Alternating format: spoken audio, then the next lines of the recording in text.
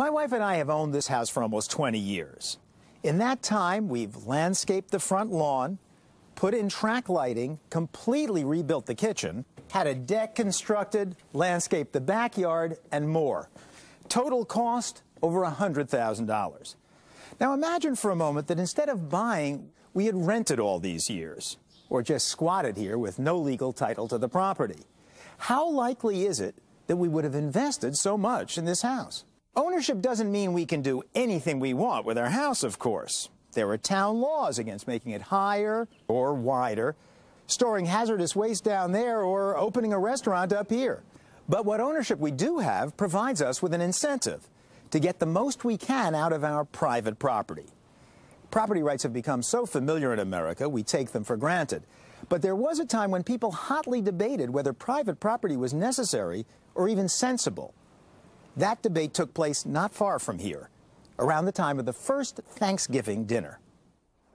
50 or so miles down the Massachusetts coast, and about 4 centuries back in time, the Pilgrims in Plymouth were forced by circumstance to try both private and common ownership.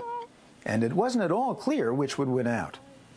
This is the Plymouth Plantation, a living museum in which actors play the parts of people who actually lived here in the 1620s. The Pilgrims began their stay in the New World by working together as a team without any private real estate, building their homes, raising their livestock, farming their land as a group. In the beginning, collective effort seemed to make more sense than private enterprise, given the harsh environment, the cold winters, the unforgiving land. Understandably, the first Pilgrims felt that it was swim together or sink alone.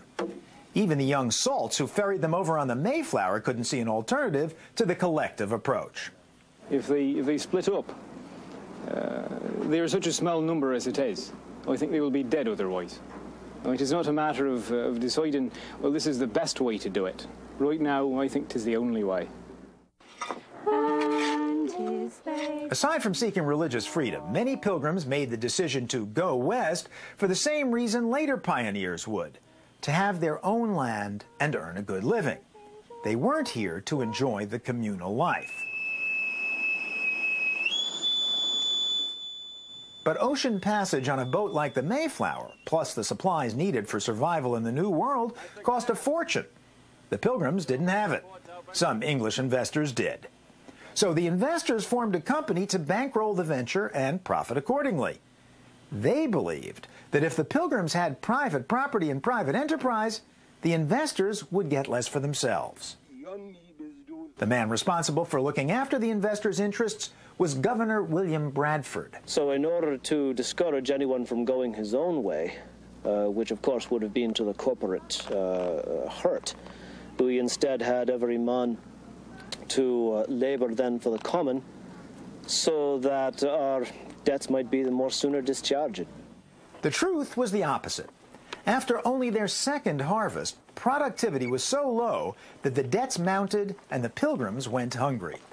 The collective approach was seen as the reason. And so in 1623, the Pilgrims switched to a system of private property, wherein each family could farm its own plot of land, hopefully pay off the debt faster, and reap the benefits. We asked John Alden and his wife Priscilla about the change. Did some people work less hard than others under the old system? I think that is true of man's corrupt nature, that some will look better to the gain of themselves and others will not.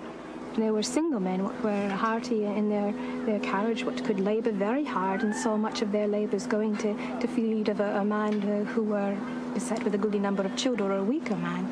And wherein you see not the fruits of your own profit, you should not be so well favoured of it.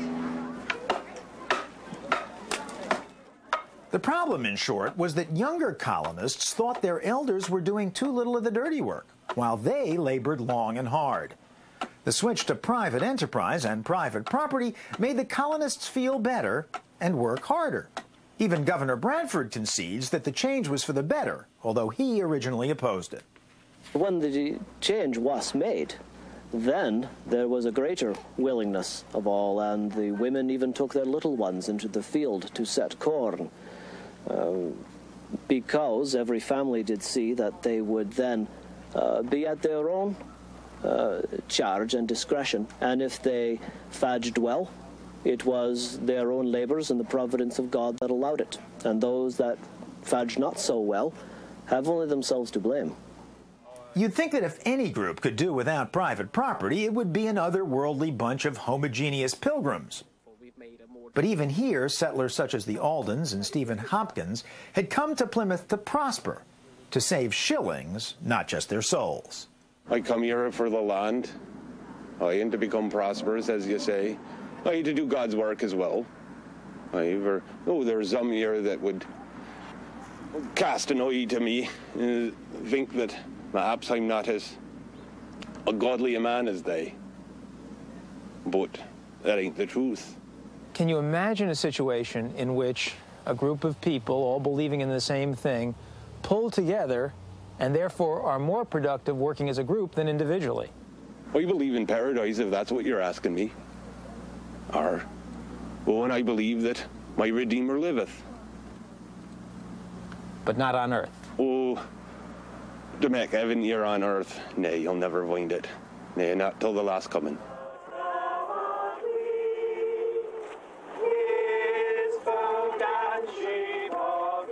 Prosperity brought problems of its own. Once people could profit from their own efforts, inequalities of wealth appeared. Atop the Forbes list of America's richest families in 1627 would have been this man, Isaac Allerton. Once Allerton was able to amass private property, he set out to expand the lucrative fur trade to the north. There's a river, Kennebec, that's 30 leagues north of here, I'd say, perhaps more. We hope to get a charter for that particular river. I've been led to understand that it would be quite possible. Some of us know how to open certain doors that need be opened in London, that some other folk of this town have had not such good fortune with. And perhaps we might be able to purchase this particular river. Much money as you make in a year, I'd carry under my arm like that in beaver fur. Probably a fair bit more than you make, by the way you're dressed. Master Allerton is better dressed than most because the pursuit of private enterprise rewards some of us more than others.